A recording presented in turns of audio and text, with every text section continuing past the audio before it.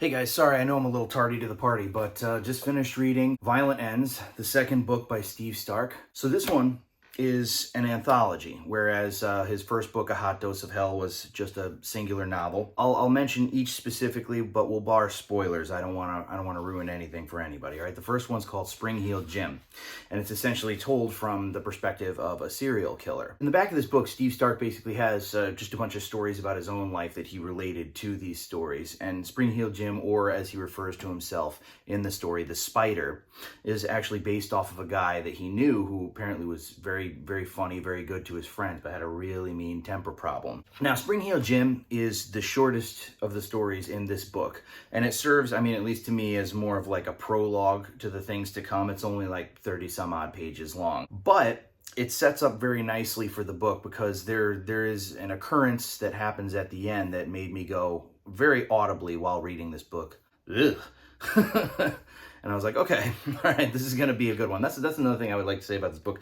This book beats out A Hot Dose of Hell in terms of violence. I mean, that probably does have to do with the fact that there are 3 stories in it, so there are 3 different bloodbaths that occur. Second story, and my personal favorite, is Big Mouth Strikes Again. It's about this old church that gets closed down and it gets bought out by a developer who's a really greedy, kind of evil son of a bitch.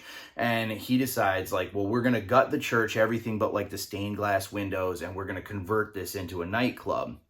And in so doing, they awaken something that's living in the walls. I really liked that one. It's the longest story in the book, and it really takes its time to like build up the suspense. It's also very much, once again, referring to the back of the book, related to Steve Stark's experience in nightclubs as a bouncer. In fact, the really icky thing that made me go ugh in the first story is related to something that very much almost happened while he was a bouncer, which is kind of terrifying, to be honest with you.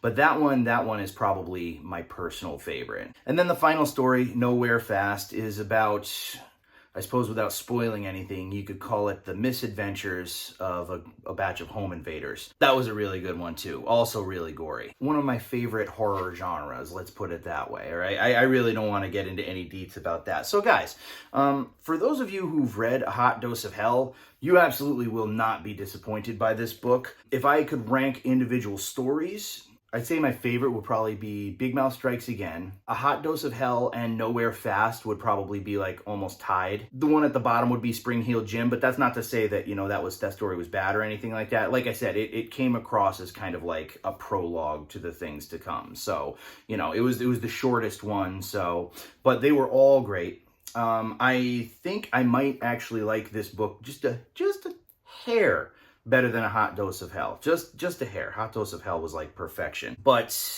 it is a very, I mean, if you're somebody who's into Stephen King and you're used to reading like 400, 700, 1100 freaking page books, these are beautiful. They're a breeze. Well, this is like 220 pages, I think, not counting like the afterword. Very easy read. For fans of A Hot Dose of Hell, you absolutely will not be disappointed. For people who have not read A Hot Dose of Hell, I still recommend this book. You do not have to read A Hot Dose of Hell to understand and appreciate this book, though I would recommend reading it first because there are some Easter eggs in here that will definitely enhance your experience. Also, on a more personal note, Steve Stark, thank you for the shout out at the end of this book. I really do appreciate that very much.